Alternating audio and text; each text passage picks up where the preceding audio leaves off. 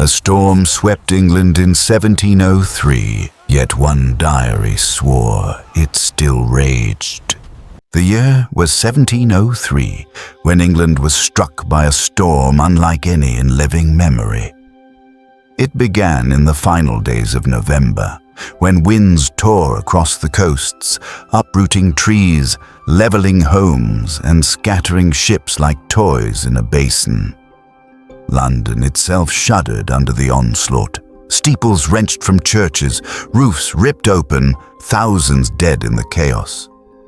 For 3 days, the great storm raged, and then, as suddenly as it began, it was gone. But among the wreckage, a ship's log was found, waterlogged yet legible. The handwriting belonged to Captain Elias Hartwell of the merchant vessel Mercy of Bristol. According to official records, his ship should have gone down on the second night. Instead, the diary tells another story, that the storm never stopped. The first entries match the history.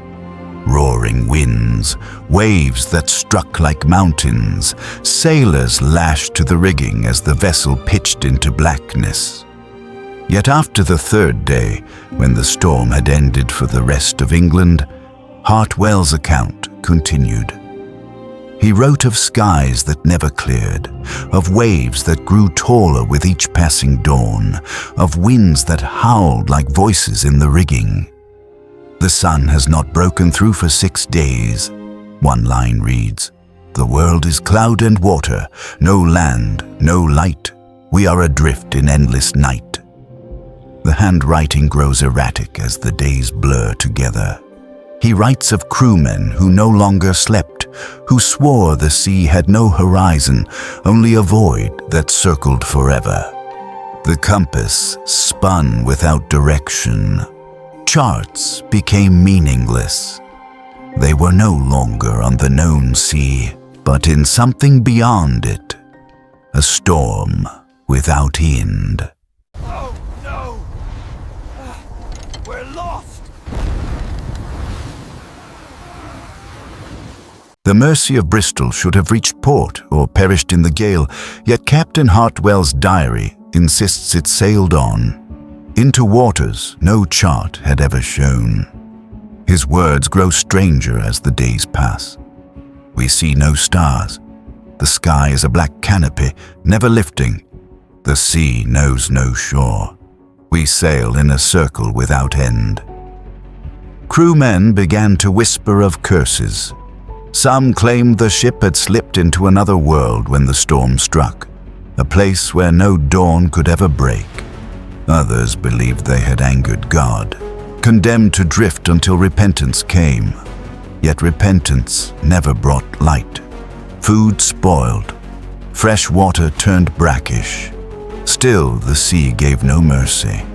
Hartwell wrote of the men staring at the horizon for hours, swearing they saw shapes in the waves, towering silhouettes that watched, then vanished when lightning struck. He described the sound of voices carried in the wind, names called out in the darkness, always the names of sailors already lost. The log grows more desperate. We cannot mark the days. Time itself is undone. I dream of walking upon the sea, but when I wake, I'm still here. The storm is our shore now, and there is no leaving. By the 13th entry, madness takes root. Sailors lash themselves to the mast, raving that if they let go, they would drift into the void beyond sight. Others leapt willingly, as though pulled by whispers beneath the waves. Hartwell remained steadfast, his words unbroken even as his hand shook. He wrote not as a man expecting rescue, but as a witness compelled to record the truth of a world where storms never end. The diary ends mid-sentence, as though the ink itself was swallowed by the sea.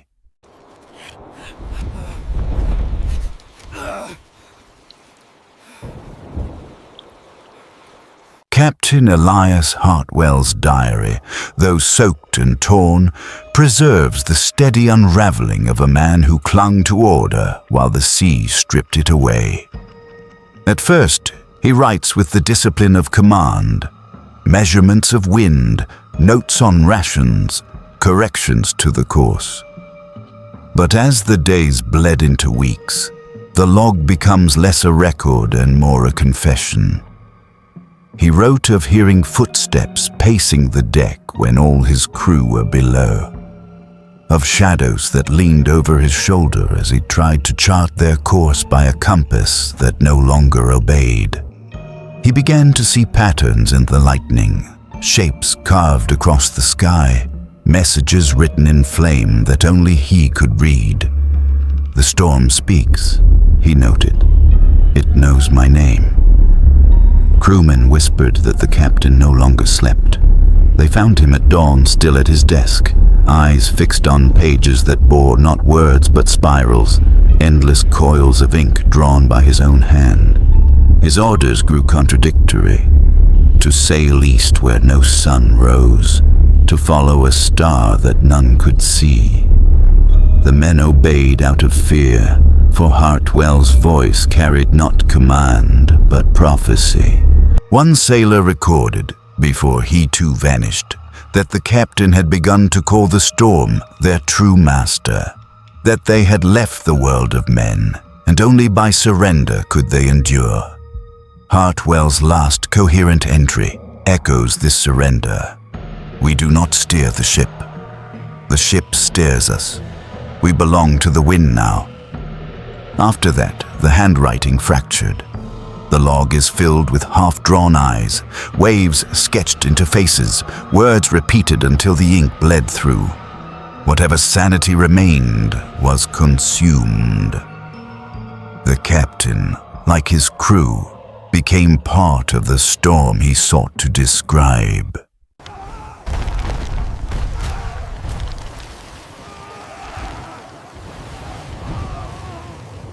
The men of the Mercy of Bristol endured longer than most would believe. Bound together by fear more than loyalty, they clung to the hope that the storm might finally break, that dawn would one day cut through the black canopy. But dawn never came. Hartwell's diary records their final defiance. The crew gathered in the hold, their faces gaunt, their hands raw from endless labor at the pumps. They whispered mutiny. Some swore the captain had led them into damnation, that the storm had claimed him as its prophet. Others argued that only by abandoning the ship could they find peace, that the sea itself was calling them into its depths. One entry is smudged, ink running in long black streaks, but the words remain legible. The men rebelled. They tied themselves to one another, swearing not to be taken one by one. They would face the storm together. That night, lightning struck the mainmast. Flames erupted, whipped immediately into embers by the gale, but the men took it as a sign. Some fought to steer the ship toward an unseen shore. Others cut the rigging in desperation. The deck became a battlefield, not between men, but between hope and despair. Hartwell writes, "They screamed that the sea was endless, that it had no bottom, no end. They leapt into it as though into the arms of salvation. I watched them vanish into blackness, swallowed whole before the waves even closed." By morning, the captain stood alone at the helm. His crew was gone, whether taken by the sea or by their own choice. The Mercy of Bristol drifted on, stripped of voices, its timbers groaning like a dying beast. The storm had won. And yet the log continued, as though the ship itself demanded witness.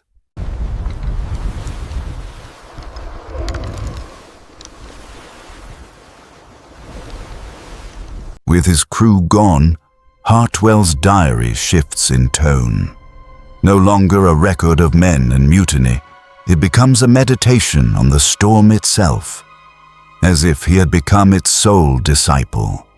He writes of an ocean without horizon, where the waves rolled into one another in endless procession. The compass spun, the stars were gone, and even the moon had abandoned its watch. "There is no east nor west," he scrawled, "only the circle of the sea, the wheel of the storm." Days, weeks, perhaps months passed, though he no longer measured time.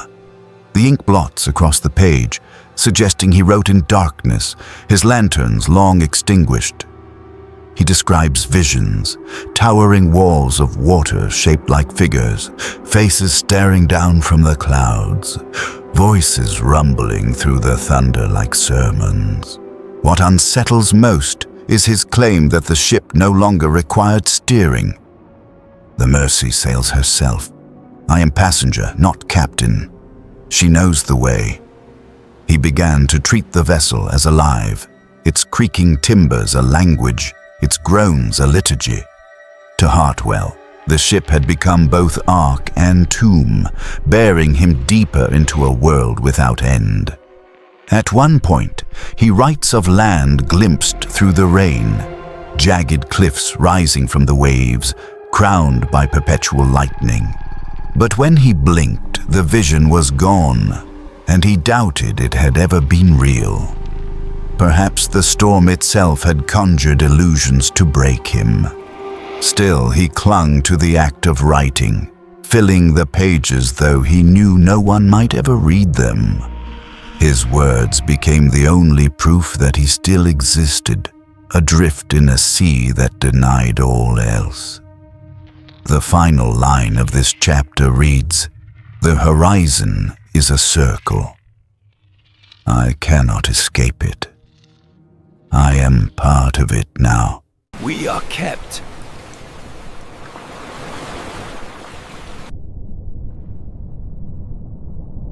The last pages of Hartwell's diary are the most disturbing. The handwriting fractures are once steady. It now sprawls across the parchment, as though the pen fought against an unseen hand. Sentences trail into spirals, words collapse into symbols. Yet fragments remain, shards of clarity glinting through madness. "The storm watches me," he wrote. "It does not pass over. It circles. I am its center." He described hearing his crew again, though they were long gone, their voices echoing from the waves, calling his name in unison, urging him to join them. He saw shapes climbing from the sea, water forming limbs and faces, dripping mouths that pressed against the hull. He claimed their eyes were hollow, filled not with rage but with endless patience. By then, Hartwell no longer begged for deliverance. Instead, he began to embrace the storm as revelation. His final coherent entry reads, "There is no world beyond this. The storm is the truth. We thought it weather, but it is eternity itself." After this, the diary collapses into chaos. Whole pages filled with circles, eyes and waves drawn over one another until the ink bled black. The last line, scrawled so violently it tore through the paper, was only 3 words: "We are kept." When salvagers found the Mercy of Bristol years later, drifting, mast shattered, deck empty, this log was the only thing aboard. No crew, no captain, no trace of life. Just pages that smelled of salt and carried words no storm could wash away.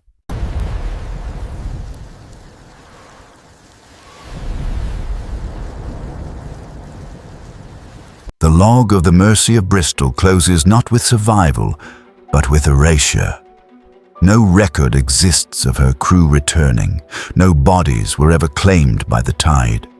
Only a battered vessel adrift, empty, its sails shredded to ribbons, as though abandoned in an ocean that refused to let go. For historians, the diary is an enigma. was Hartwell driven mad by exhaustion, scrawling delusions into his log, while the real storm raged for only 3 days? Or did the Mersey slip into some other sea, a place outside time where the horizon is eternal and the storm never ends? Locals whispered of ghostly sightings. Fishermen claimed to glimpse a phantom ship on the edge of Tempests, its lanterns flickering through sheets of rain, vanishing when lightning struck. They said no gulls followed it, no sound came from its decks, only the endless groan of timbers lost to eternity. Some swore they heard voices carried on the wind, chanting words no language could name. The diary, preserved against all odds, is the only tether to this tale. Its pages smell of brine and carry a weight that paper should not hold.